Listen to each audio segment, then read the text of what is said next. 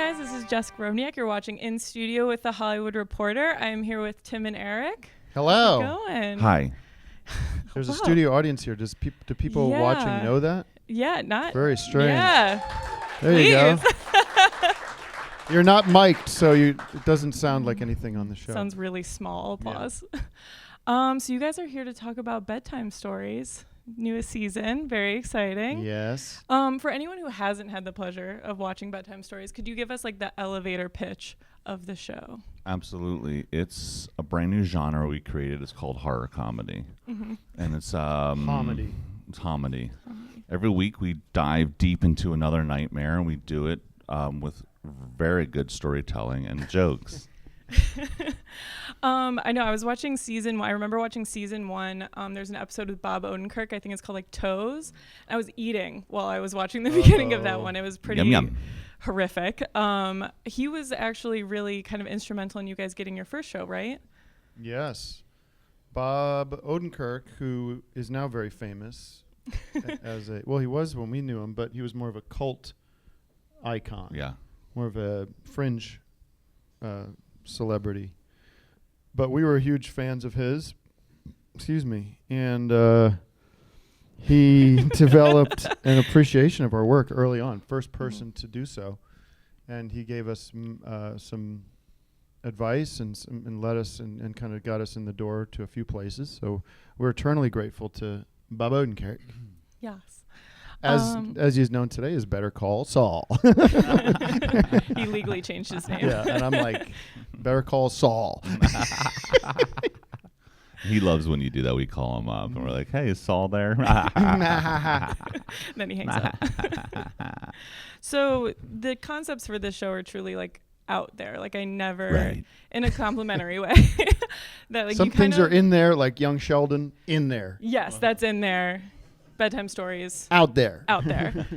That you kind of never really know what's going on or why. Nick Kroll, in there.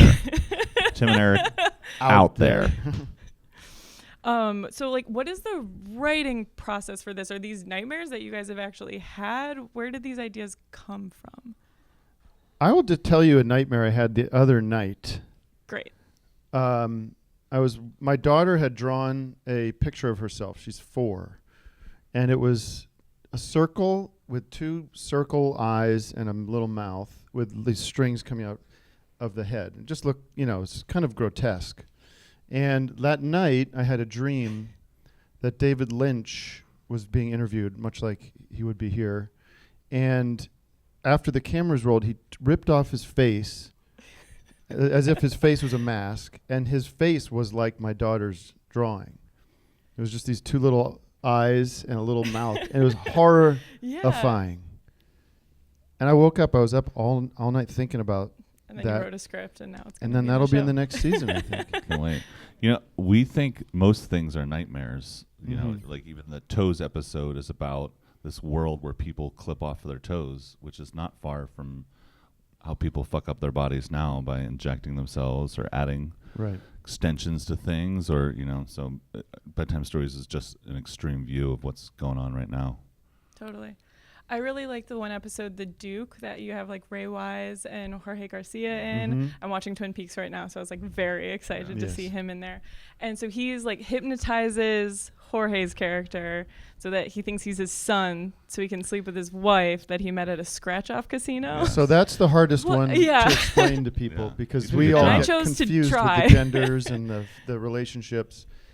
Yeah, the core idea of that one was that sort of this idea of men who don't really want to have responsibility, don't want to work, don't want to be a husband, or don't want to be an adult.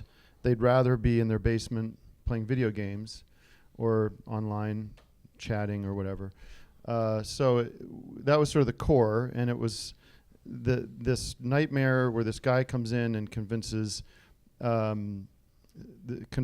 this woman to become, convinces Jorge's woman to become his wife and turn Jorge into their son, so that the Ray Wise can compete in a father-son competition together. Yes. And that was the ending is nightmarish because it's this man, this adult, submitting to this new familial relationship. And how do you communicate these kinds of ideas like to each other?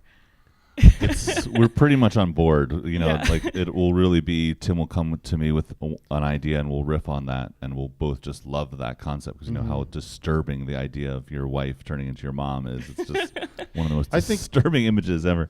Yeah, the key for us is that you kind of always start with this very silly, absurd concept, which in this case would have been like, what if it's a casino where it's just scratch off, like the lotto scratch off stuff that you get at the bodega, but it's just a whole casino filled with people scratching.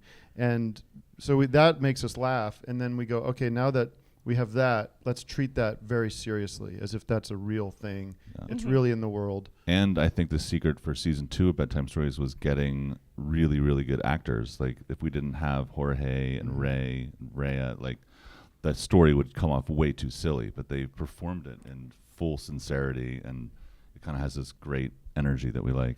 Yeah, I was gonna say they're really beautifully shot and they're very like serious and very different from like sketches as you would like see them stereotypically. Was that something that was really important to you guys, is having like it look like a horror movie? Yeah, I mean we're kind of known for our lo-fi aesthetic for other things that we've done, and we moved into making bedtime stories because we wanted to tell stories, we wanted to develop these characters and make it trick you in a way to feel like, oh, I'm in a movie or I'm in a comfortable place that I've seen before, and then the concepts start hitting you harder. I think it's a nice balance. Yeah, I think in the first season we weren't exactly sure what we wanted to do. So there were some episodes that were much more sillier and a little more sketchy the way they were built and shot, and genre kind of depending on the idea. And out of those 8 that we made, the ones that were a little more cinematic and serious and sort of understated, those were our favorite ones. And I think the network agreed. So season 2 is a little bit more consistent in the way it's shot and the way it looks and the soundtrack and everything. Yeah. So. And then I also wanted to talk about the Demolition. You have like Will Forte in there. Demotion. The Demotion. Sorry, yeah. That's a good idea. The Demolition. We could do that one. I think I read it so fast. It was like everything explodes, of course. Yeah. How was working with him? He was great. He's a nightmare. Oh, God, he's such a bad guy. Worst. Evil, evil, nasty. There's a few of these that we kind of write for specific people, and we've worked with him forever, and we always tap into like the darkest, craziest side of him in an awesome show and in our movie. And we said he is like uncomfortably nice to be around. He makes us feel like shit because we're not as polite.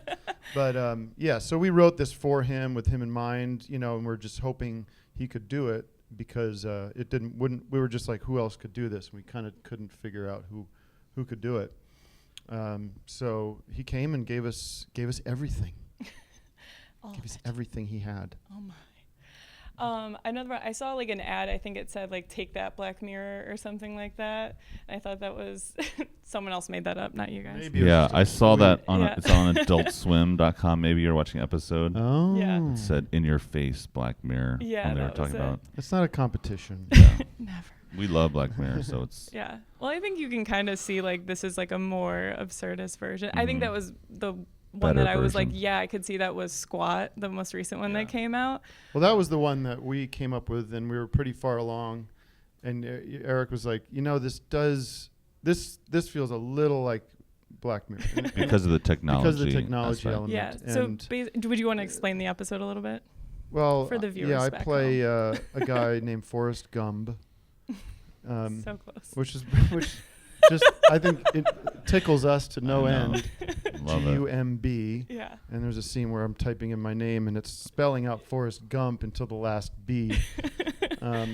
So he's like a loser, fat piece of shit.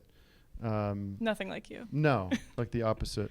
So he gets a free offer to do this free automated workout where you go to this gym and there's no people there, and you walk in, you work with a animated trainer, which seems kind of like there's got to be something similar to that coming, or already is with an app or something. But it turns into this torture session, And I like go back and forth between going to gyms and working with trainers, and I think we all like try to do that. Sure. And I was like, we were trying to work on trying to come up with ideas, and I was going to this trainer, and they make you do this squat that feels like torture. I mean, it is torture. It feels like I can't do this. I'm going to fall down. Yeah. And I'm going to, I can't. Why am I doing this to myself? And so it came out of that, and just to, we extended that idea to if somebody was forced to hold a squat, which I think they do, like in real torture situations. They make you just like to do hold a workout. squat for hours. Yeah. And that was sort of the premise of this, and kind of extrapolated from there. Awesome. So, I mean, despite you guys doing a lot of work together, you guys also have like very voluptuous like solo careers. Voluptuous. Hello. Obviously you did great work on Master of None. Thank you. That's like a lot more grounded than a lot of the stuff that you guys go to do together. Was that more like a transition for you, or was that pretty natural? It was a totally different kind of thing. That's why I did it, just to, try something else. A lot of that character is me, so it wasn't that hard. Mm-hmm. And you directed episodes, right? Yeah. That's awesome. It was good. And I believe you have a wine out right now as do well. We have a wine, yes. It's called Las Harris. One of the wines, one of the red wines, is sweet berry wine, which is Dr. Steve Brul's wine. Yes. It's actually a very good wine, but that'll be for sale in a month. Oh, that's very exciting. A little horse taste to it, a little horse hair. A little bit. And then your music has been doing very well. Thank you. It's #1 in the Billboard charts, pop charts. I think. Yeah, it's kind of unbelievable. Yeah. Out of nowhere, beat Taylor Swift and everything. Yeah. I know you've been doing a lot of more political stuff. Mm-hmm. Has that been challenging at the pace that everything changes with political stuff? Do you like finish a song and you're like, well, everything's different now? Well, that's why I try to it. put it out the day that it happens, or within the, so it might not sound great, or it might not be the way exactly I want it, but you put it out within 48 hours so it doesn't lose, and then it's out and it's gone and hopefully forgotten.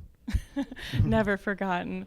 And you're also in your 9th season of On Cinema, right? 9th. Oh my God. I know, that's a lot. Yes. That's a great show. I very much Thank you enjoyed very much. that show. Yeah, it's been a fun little bubbling, the core little audience for that show is really fun to play to participate. It's a very interactive experience for the audience. So So if you were to give this interview a rating of bags of popcorn, 3 bags. 3 bags. I'll take it. 3 out of 10.